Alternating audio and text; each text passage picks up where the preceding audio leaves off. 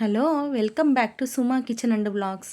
మీరందరూ ఎలా ఉన్నారు? నేనైతే చాలా చాలా బాగున్నాను. ఈరోజు ఒక మంచి రెసిపీతో మేము ముందుకైతే వచ్చేసాను. అదేంటంటే తోటకూర పెసరపప్పు ఫ్రై అనమాట. చాలా చాలా బాగుంటుంది. మీరు కూడా తప్పకుండా ఒకసారి ట్రై చేయండి. రోటీస్కి, అన్నిటికీ, రైస్కి, అన్నిటికీ కూడా చాలా బాగుంటుంది. ఇవి ఆకు ఫ్రై ఒక్కటే కాకుండా ఇలా పెసరపప్పు వేసి చేస్తే చాలా టేస్టీగా ఉంటుంది. చాలా చాలా ఈజీగా తొందరగా కూడా అయిపోతుందనమాట. సో, ఇంకా మొదలు పెడదాము. ఇది ఆకుకూర, తోటకూర అయితే ఒక కట్ట తీసుకొని మంచిగా నీట్‌గా కడిగి పక్కన పెట్టుకొని, ఇలాగా వీడియోలో చూపిస్తున్నట్టు చిన్న చిన్నగా వీలైతే, ఎంత చిన్నగా వీలైతే అంత చిన్నగా బాగా నీట్‌గా చిన్న చిన్నగా కట్ చేసి అయితే మనము రెడీగా పెట్టుకోవాలి. నేనైతే ముగ్గురికి చేస్తున్నా కాబట్టి ఒక కట్ట తీసుకున్నాను, సరిపోతుంది.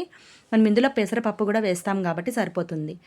ఒక కట్ట తోటకూరకి పెసరపప్పు ఒక 100 గ్రాముల దాకా తీసుకొని ఒక అర్ధగంట సేపు వాటర్లో నానబెట్టుకొని పక్కన పెట్టుకోవాలి. దాని తర్వాత ఒక కడాయి తీసుకొని 2 స్పూన్ల దాకా ఆయిల్ వేసుకోవాలి. దీంట్లో పోపుకు సరిపడా జీలకర్ర, ఆవాలు, ఆనియన్స్ చిన్నగా కట్ చేసుకొని వేసుకోవాలి. తర్వాత ఒక 2 మిరపకాయలు, ఎండు మిరపకాయలు వేసుకొని ఇవంతా వేగిన తర్వాత మనము కట్ చేసి పెట్టుకున్నటువంటి తోటకూర ఉన్నాయి కదా, తోటకూర ఆకు ఇది వేగిన తర్వాత వేసుకోవాలి. హై ఫ్లేమ్లో పెట్టుకొని ఒకసారి బాగా వేపుకున్నట్లయితే మనకి ఇది ఆకు అన్నది మగ్గుతుందనమాట. మగ్గగానే ఈ ఆకు మొత్తం మనకి సగానికి సగం అయిపోతుంది. ఇప్పుడే నేను కొద్దిగా పసుపు, ఉప్పు ఈ ఆకుకి సరిపడా వేసేసాను. సో, ఈ విధంగా మనకు మగ్గిపోయిన తర్వాత ఆకైతే ఇంత అయిపోయింది. మగ్గిన తర్వాత మనము నానబెట్టుకున్నటువంటి పెసరపప్పుని ఇందులో వేసేసుకోవాలి. వేసుకొని బాగా కలుపుకున్న తర్వాత మనము ఇది ఉడకాలి కాబట్టి, పెసరపప్పు ఆకు 2 ఉడకాలి కాబట్టి కొద్దిగా నీళ్లు పోసుకొని మూత పెట్టుకొని మీడియం టు లో ఫ్లేమ్లో పెట్టుకొని మనము మంచిగా ఉడకబెట్టుకోవాలి ఒక 10 నిమిషాల పాటు. మధ్యలో కూడా ఒకసారి చెక్ చేసుకుంటే మనకు అడుగంటకుండా ఉంటుంది.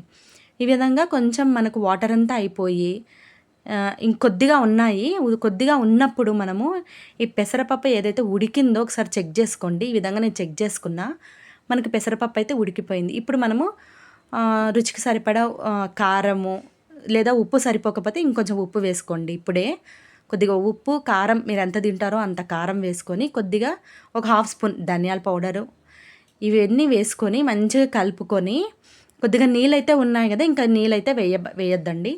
ఈ నీళ్ళతోనే మనం మంచిగా కలుపుకొని మూత పెట్టి మళ్ళీ ఒక 10 నిమిషాల పాటు సిమ్లో పెట్టి వదిలేసినాం అన్నట్లయితే మనకు మంచిగా తోటకూర పెసరపప్పు ఫ్రై అయితే రెడీ అయిపోతుంది. ఒక 10 నిమిషాల తర్వాత చూపిస్తున్నాను. రెడీ అయిపోయింది. సో, మీరు తప్పకుండా ట్రై చేయండి. ఈజీగా అయిపోతుంది, చాలా హెల్దీ కూడా, పెసరపప్పుతో కాబట్టి, ఆకుకూర కూడా కాబట్టి. అలాగే వీడియో నచ్చినట్లయితే లైక్ చేయండి, సబ్స్క్రైబ్ చేసుకోండి ఎవరైనా కొత్త వాళ్ళు చూస్తే.